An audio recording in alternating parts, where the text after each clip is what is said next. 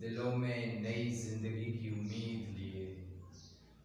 آنکھوں میں نرم خواب سجائے،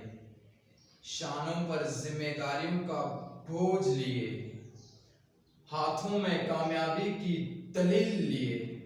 قدموں کی تیز ٹاپوں کے ساتھ وہ نوجوان آگے بڑھتا ہے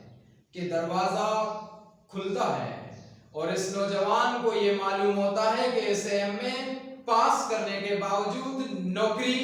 نہیں ملی، کیونکہ صدر اعلی وقار وہ سفارش کی ٹوکریاں پیش کرنے سے قاصر تھا، کیونکہ وہ چکنی چپڑی باتوں سے ناشنا تھا، کیونکہ وہ رشوت ستانی کو گناہ عظیم تر سمجھتا تھا، کہ وہ ایک سادہ لو انسان، ایک پرعزم نوجوان تھا، انصاف کی امید لیے عدالت کا رخ کرتا ہے کہ مجھے انصاف دو، مجھے میرا حق دو، حق اور انصاف کے لیے چیختا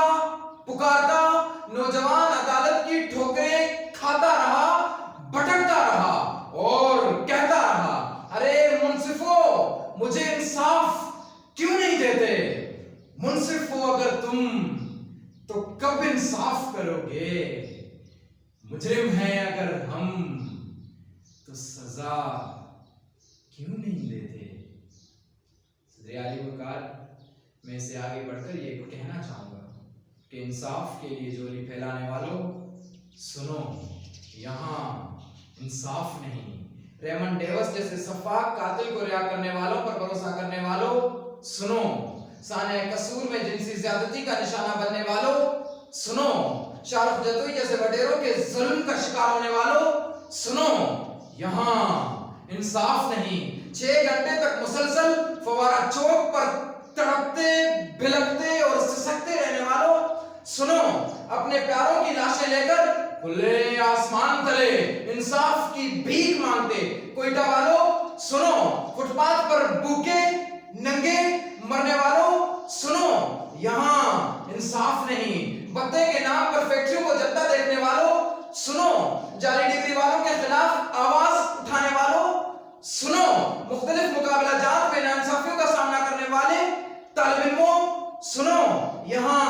انصاف نہیں۔ زیوکار پھر بھی لوگ انصاف کے لیے منصفوں کے پاس جاتے رہے۔ ارے منصفوں سنو، کتنے لوگوں کے خلاف مقدمات درج ہوتے رہے، کتنے لوگ انصاف کے لیے در در بھٹکتے رہے، لیکن انصاف۔ اور پھر بالآخر اس قوم کے لوگ مجبور ہو کر سوال کرتے ہیں، منصف ہو اگر تم تو کب انصاف کرو گے؟ مجرم ہیں اگر ہم تو سزا کیوں نہیں دیتے؟ صدر اعلی وقار، لیکن آج کی یہ ناانصافیاں بہتا لہو دم توڑتی جانیں حضرت عمر کے دور خلافت کو جنم دیتی ہیں کہ ہاں، اب کرپشن، افراتفری اور ناانصافیوں کے خلاف یک زبان ہو کر ہمیں ٹنکے کی چوٹ پر کہنا ہے کہ ہاں، اب بہت ہو چکا، اب ناانصافیوں کا سدے باب کر کے حق کو حق سمجھنا ہوگا، باطل کو باطل کہنا ہوگا اور ناانصافی کرنے والے منصفوں کو یہ پیغام دینا ہوگا کہ سبق پھر پڑھ صداقت کا، عدالت کا، شجاعت کا،